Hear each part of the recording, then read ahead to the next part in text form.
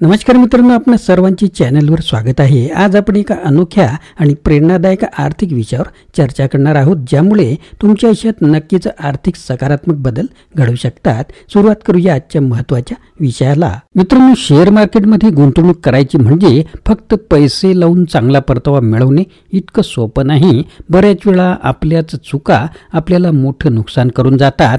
आजच्या व्हिडिओमध्ये आपण प्रसेनजीत पॉल यांच्या शेअर मार्केटमध्ये नुकसान कसे टाळावे आणि श्रीमंत कसे व्हावे या पुस्तकातील महत्त्वाचे धडे जाणून घेणार आहोत। शेअर्स खरेदी आणि विक्री करताना होणाऱ्या 4 गंभीर चुकांबद्दल आपण चर्चा करू आणि त्या टाळण्यासाठी तज्ञ सल्लेही जाणून घेऊ। जर तुम्ही शेअर मार्केटमध्ये नवखे असाल किंवा यापूर्वी काही चुका केल्या असतील तर हा व्हिडिओ तुमच्यासाठी खूपच उपयोगी ठरणार आहे। शेवटपर्यंत पहा आणि तुमचं आर्थिक भविष्य सुरक्षित करा। मित्रांनो, यापूर्वीचे आपण व्हिडिओ पाहिले नसतील आणि चॅनलवर नवीन असाल तर चॅनलला सबस्क्राइब करायला विसरू नका। आता सुरुवात करूया आजच्या महत्त्वाच्या मुद्द्यांना। स्टॉक घेतानाच तो केव्हा विकायचा हे मनाशी ठरवून घ्या।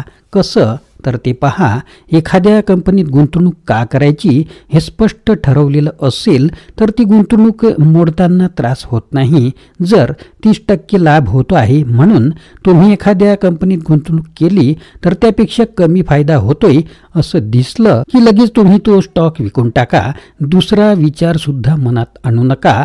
भारत हेवी इलेक्ट्रॉनिक्स लिमिटेड म्हणजेच BHEL ही कंपनी 2004 ते 7 या 3 वर्षात अतिशय जोरात चालली होती। पुढे तिचा वाढीचा दर घसरला। तो पुन्हा वाढेल असं काही जणांना वाटलं। असं झालं तर त्याच वेळी स्टॉक विकून टाकणं हितकारक असतं। चांगला लाभ किंवा परतावा मिळवणं हे जर आपलं उद्दिष्ट आहे तर तो कमी होतोय असं दिसलं की लगेच तिथून बाहेर पडायचं। असाच महत्त्वाचा सल्ला मी आणखी एका बाबतीत देईन, ते म्हणजे तुम्ही जर रुपयाचं अवमूल्यन किंवा व्याजदर यापैकी एका गोष्टीवर लक्ष देऊन गुंतवणूक केली असेल तर त्यात विरुद्ध बदल झाला की लगेच स्टॉक विकून ठेवायचा। साधारण 2013 सालची ही गोष्ट आहे। भारतीय रुपयाचं खूपच अवमूल्यन झालं। जे निर्यात करतात अशा उद्योग व्यवसायांना या काळात प्रचंड फायदा झाला। माहिती तंत्रज्ञान क्षेत्र असा फायदा होण्यात आघाडीवर होतं। या मागचं सोपं गणित म्हणजे त्यांना डॉलर्समध्ये पैसे मिळतात आणि ते खर्च रुपयामध्ये करतात। यात त्यांचा फायदाच फायदा होतो। वर्षभरात हे चक्र बदलायला सुरुवात झाली। घसरण होत होत रुपया 60 प्रति डॉलर या किमतीवर स्थिर झाला। या परिस्थितीत त्यांनी रुपयाचं अवमूल्यन होणार हे गृहीत धरून गुंतवणूक केली। त्या स्टॉक होल्डर्सनी ताबडतोब आपला स्टॉक विकायला हवा। खरेदी करण्यामागे कारण असलं की विक्री करणं सोपं होतं।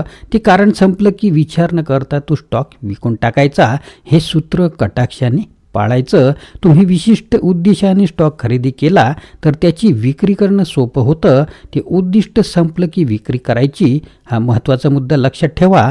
पुढचा मुद्दा आहे, एकदा स्टॉकची विक्री झाली की त्याबद्दल पश्चाताप नको।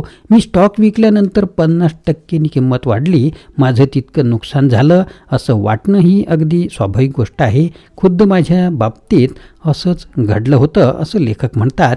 मी विकलेल्या शेअर्सची किंमत त्यानंतर प्रचंड वाढली। 2013 साली मी PL इंडस्ट्रीजमध्ये गुंतवणूक केली। मान्सून चांगला झाला होता। मी 130 रुपये किमतीने शेअर खरेदी केले होते। कंपनीची वाटचाल जोमात होती। ताळेबंदातले आकडे हुरूप वाढवणारे होते। कंपनीचं बाजारातलं मूल्यांकनही चांगलं होतं। हवामानाचा अंदाज पाहून मी या कंपनीमध्ये गुंतवणूक केली होती।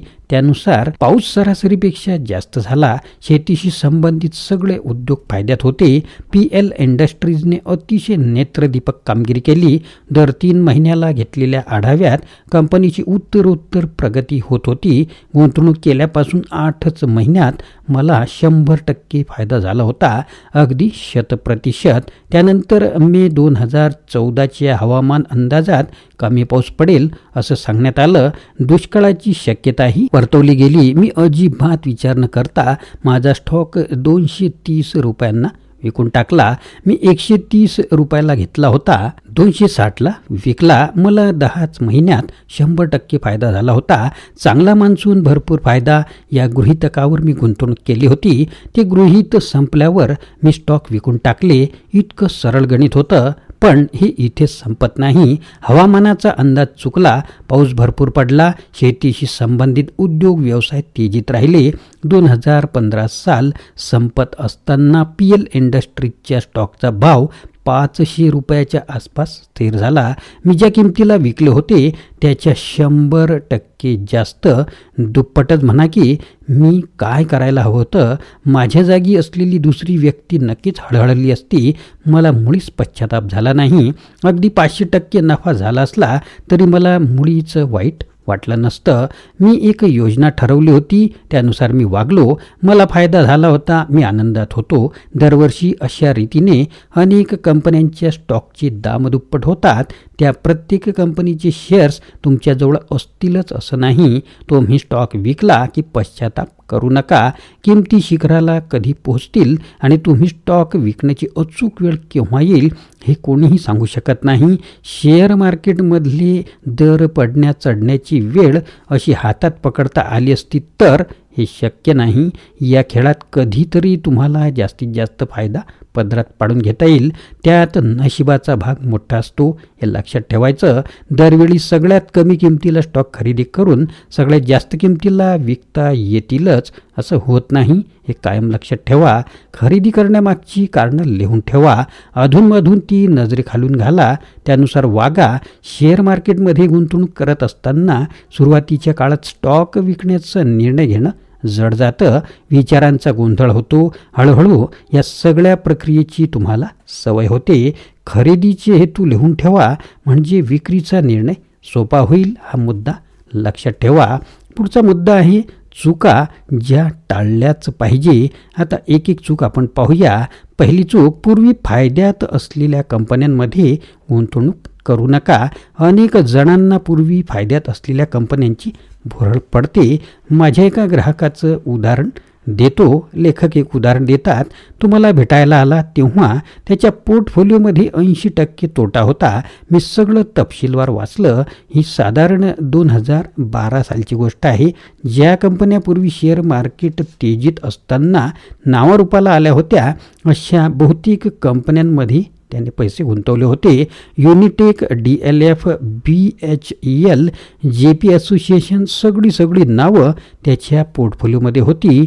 2005 ते 2008 या 2-3 वर्षात अवजड उद्योग आणि जमीन मालमत्ता व्यवसायाने शेअर मार्केटवर राज्य केलं होतं. नव्या जुन्या गुंतवणूकदारांच्या उड्या या कंपन्यांवर पडत होत्या. 2008 सालच्या अखेरीस हा बुडबुडा फुटला. या कंपन्यांचे भाव 50 ते 80% खाली पडले.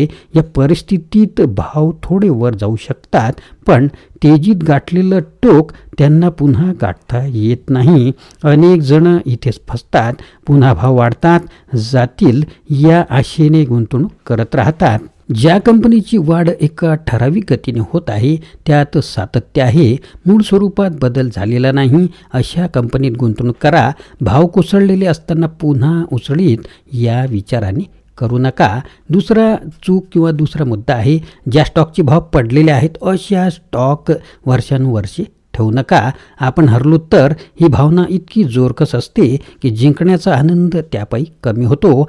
हे आपल्या लक्षात येत नाही. आपलं नुकसान होऊ नये या प्रयत्नात काही जण ते नुकसान स्वतःच वाढवत नेतात. तुम्ही खरेदी केलेला 100 रुपये किमतीचा स्टॉक वर्षभराने 50 रुपयावर आला तर तुम्ही काय कराल? बहुतेक जण तो विकत नाहीत. कधीतरी भाव वाढतील अशी त्यांना आशा वाटते. किमान आपली खरेदी किंमत तरी वसूल व्हावी असं त्यांना वाटतं. असा विचार करणं चुकीचं आहे. तुम्ही तोटा वाढवत नेता जे तुमच्या लक्षात येत नाही. आपण अशी वेगवेगळे उदाहरणं पाहू शकतो. तर मित्रांनो, हे लक्षात ठेवलं पाहिजे की केवळ किमती 10-20% कमी झाल्या म्हणजे लगेच स्टॉक विकून टाकला पाहिजे असंही नाही. कंपनीच्या मूलभूत स्वरूपात काही बदल झाला नसेल तर काहीही काळजी करण्याची गरज नाही. शेअर मार्केटच्या चढ उतारात मोठ्या कंपनीच्या स्टॉकची किंमतसुद्धा 10-20% कमी जास्त होत असते. तो सगळा त्या प्रक्रियेचा भाग असतो. पुढचा मुद्दा आहे की नुकसानीची शक्यता कमी करण्यासाठी वर्षानुवर्षे स्टॉकची विक्री न करणं ही एक चूक इथे दाखवलेली आहे. दुसऱ्या एका ग्राहकाच्या बाबतीत आणखी वेगळा प्रकार घडला. BHEL कंपनीचा स्टॉक त्याच्याकडे होता, तोही चक्क 50% तोट्यात. एकेकाळी ही गुंतवणूकदारांची आवडती कंपनी. साधारण 2008 सालानंतर परिस्थिती बदलली. त्याचवेळी मी त्याला तेव्हा असलेल्या किमतीला स्टॉक विकून टाकण्याचा सल्ला दिला होता. 50% तोटा घेऊन स्टॉक विकणं हे त्रासदायक असतं. आणखी नुकसान टाळण्यासाठी ते करणं भाग होतं, मात्र त्याने ऐकलं नाही. त्यामागचं कारणही त्याने मला सांगितलं. त्याने 2010 साली 500 रुपये किमतीला स्टॉक घेतला होता. आमचं बोलणं झालं ते त्यानंतर 2 वर्षांनी. तेव्हा स्टॉकची किंमत 250 रुपयाच्या आसपास होती. त्याची दीर्घकाळ प्रतीक्षा करण्याची तयारी होती. आणखी 2-3 वर्षे वाट पाहूया, तो म्हणाला. 2 वर्षांनी त्या स्टॉकमुळे त्याच्या पोर्टफोलिओमध्ये 50% तोटा दिसला होता. आणखी थोडा वर्षे वाट पाहू, तो म्हणाला. अगदी त्याच्या म्हणण्याप्रमाणे त्या 2 वर्षात त्याच्या स्टॉकची किंमत पुन्हा 500 रुपये झाली. तरी काय उपयोग? 4 वर्षांनी 0% फायदा. त्यापेक्षा तेव्हाच 50% नुकसानीत तो स्टॉक विकून दुसरा एखादा खरेदी केला असता तर काहीतरी फायदा झाला असता. मी त्याला समजवण्याचा खूप प्रयत्न केला, पण त्यांनी ऐकलेच नाही. त्याने तो स्टॉक विकला नाही. पुढे तो स्टॉक 160-170 रुपये एवढा खाली घसरला. त्या ग्राहकाचा मला फोन आला. नुकसानीमुळे तो हताश झाला होता. आता एकूण नुकसान 66% पोचलं होतं. मी त्याला यावेळीही ताबडतोब तो स्टॉक विकण्याचा सल्ला दिला. ज्या कंपनीचे स्टॉक सारखे पडत जातात तिचा स्टॉक ताबडतोब विकून मोकळं व्हावं.